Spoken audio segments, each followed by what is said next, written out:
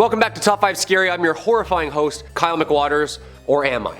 Who knows? Maybe I'm someone else right now on a different channel talking about who knows what. I don't know. From the Philadelphia experiment to the Large Hadron Collider, are parallel universes even real? Who knows? Here's the top 5 evil people who are from a parallel universe. Kicking this list off, we have Frankenstein. Okay, not really the Dr. Frankenstein that we know and love, but the man who Mary Shelley based the novel off of, and around. Well, one of them at least. Mad scientists are still puzzled by the works of one Johann Conrad Dippel. Dippel was born at Castle Frankenstein in Germany, where he would attend university as a philosopher. He studied theology, philosophy, and alchemy at the University of Gießen, obtaining a master's degree in 1693. In the 1700s, he then turned to Hermetic studies and alchemy, and this is where it gets a little mad scientisty. There are claims that during his experiments at Castle Frankenstein, he practiced alchemy and anatomy at the same time, on both the living and the deceased. Yeah. Creepy. Dippel even said that the rumors were true that he had sold his soul to the devil in exchange for secret knowledge.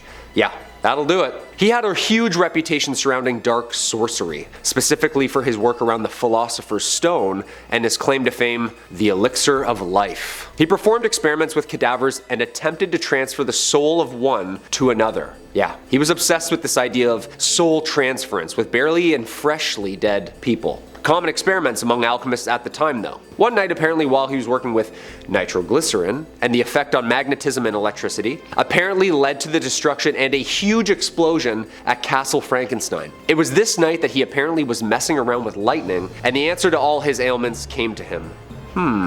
Local mythology and lore recounts huge explosions and lightning emitted from the castle that night. I guess this was a pretty infamous night. It seems like it's right out of the book, no? Apparently this was the night he acquired the knowledge behind creating the Elixir of Life, his pride and joy. So what exactly happened that night at Castle Frankenstein? Huge lightning storm, or was this guy opening portals looking for souls? You tell me. Number 4, Electro. Okay, they were definitely onto something back then. Lots of magnets and souls and electricity going on. It's 1803. Giovanni Aldini was an Italian physician and physicist born in Bologna, Italy. He, just like the other Dr. Frankenstein, liked to conduct high amounts of electricity through corpses to see what they could do. Yeah, sinister stuff. But science, you know? They like to do these crazy experiments and then write it down and stuff.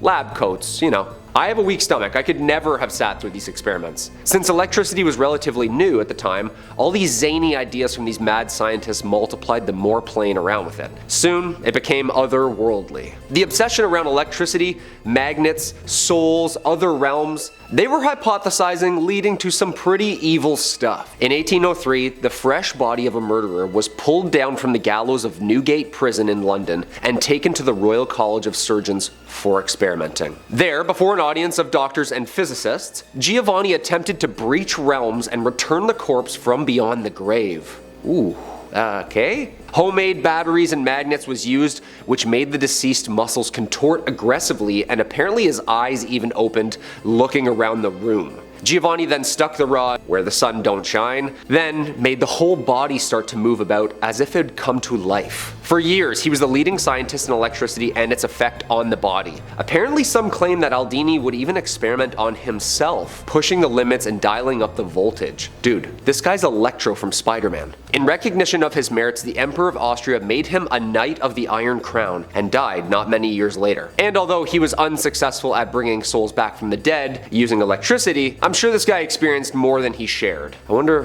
who has his journal. Number 3. No, I'm Spartacus. Actually, much more evil than him. Heinrich Müller. Born in Munich, Germany, April 1900. After serving as a pilot in World War I, he joined the police in Munich, soon acquiring a reputation as a skilled investigator. As such, he would draw the attention of 2 nastier men, Heinrich H. and Reinhard H., leaders of the German SS army. Yeah, I don't even like saying their full names out loud. Just Google them up, you'll know. Müller entered the SS in 1934 and quickly rose through the ranks of the organization as a police official. In 1939, when the Gestapo police force and the other organizations joined the Reich, Müller was made head honcho. Yeah, basically this guy was like next in charge to you know who. He was a pretty scary and powerful guy. Müller was involved in a ton of criminal affairs. He helped plan the Polish attack, he signed the bullet order, he authorized the torture of officers who had conspired to kill other SS soldiers. People knew him and knew of him. He was,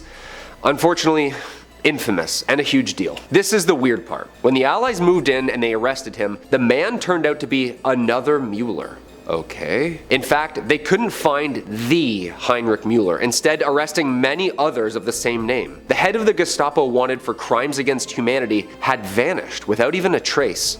Gone. Even the CIA were like, okay, where the hell did this guy just go? He was just right here. He apparently vanished in the last days of the war. The Western Secret Services started many investigations over the years, but Mueller and the vast majority of the Gestapo secret files were never found. In 2001, the CIA reopened its archives about the SS war criminal and revealed it still knew nothing new or conclusive about the SS Heinrich Müller who had been in charge all those years ago. Where did this guy vanish to? I don't know. Number 2, us. Sure, I've had my fair share of sibling rivalry. One's better at this, one's better at that. But these siblings took it to a whole other realm. The Han twins, or as I like to call it, the story of good versus evil. A tale as old as time. Well, not that long ago, actually. During the 90s, this was a huge case plastered on every screen of the attempted murder of Sunny Han by her identical twin sister, Gina Han. Whoa. It's November 6, 1996 in California. It quickly became a jaw-dropping case in the media as the case touched on themes of broken families, sister rivalry, split personas, and of course, parallel universes. The sisters had always had disagreements, but apparently hatred became obsession. Throwing some hands here and there became stalking, and eventually jail time. The older they got, the more things escalated. Gina, after escaping prison, had drummed up the idea to hire 2 teenagers to kidnap her sister. Uh-oh. During the kidnapping, the plan, however, failed, and the 2 men were quickly taken into custody by police. Just before going to Sunny's apartment, they went to buy large garbage bags, duct tape, wine, gloves, Pine Sol cleaner, and magazines. Yeah. The police were notified and luckily reached them before Sunny's evil plan could commence. And it was a close one. They, including the evil sister, were locked and loaded. Literally. Scary. Yeah, as in she literally dodged a bullet on that one. This is like the Metal Mario version of yourself, isn't it? This is terrifying. Do you even think you could take an evil version of yourself? It's sad that it's family, you know? The jury reached their verdict as to each defendant on November 20th, 1997, and Han was convicted of all charges, which were 1 count of conspiracy to commit murder, 2 counts of burglary, 2 counts of false imprisonment, and 1 count of possession of a weapon. So why did she hate her sister so much? How come she wanted to take over her life and just live one? This has evil parallel universe written all over it, dude. And number 1, the gods. Peru contains its fair share of ancient megalithic ruins. I'll do it again, sorry. Peru contains its fair share of ancient megalithic ruins. If you're not familiar with the construction and myths behind the Machu Picchu and the Nazca lines, then this next one may make you scratch your head. Some would say those are cute compared to this next rock?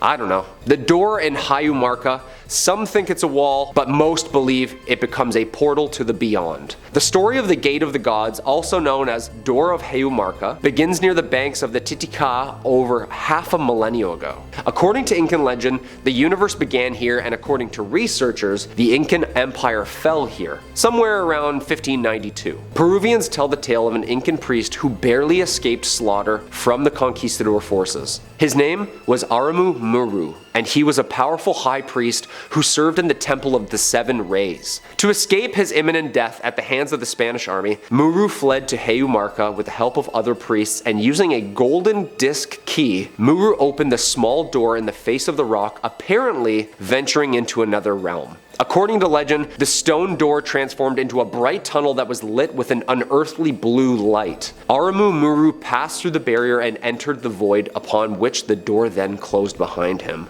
Spooky. Many people believe that he is now living in the land of the gods. Many still believe he is to return with the knowledge of the other side. I mean, if this guy just like platform 9 3/4 himself through a perfectly sanded rock face, yeah, I'm gonna say it's ancient aliens. Right away, 100%. This site's also been said to be aligned by 5 other archaeological sites which together form an imaginary cross with straight lines crossing each other exactly at the point where this plateau and lake are located. That makes it even creepier. Well, there you have it, folks. Some strange stuff pointing us definitely in the direction of some parallel universes. People walking through portals, people trying to raise the dead. It's safe to say that all you have is control over the best version of yourself. So go out there and kill it. The best version of you. Well, don't actually, you know what I mean. As always, I'm Kyle McWaters, and stay spooky, everybody.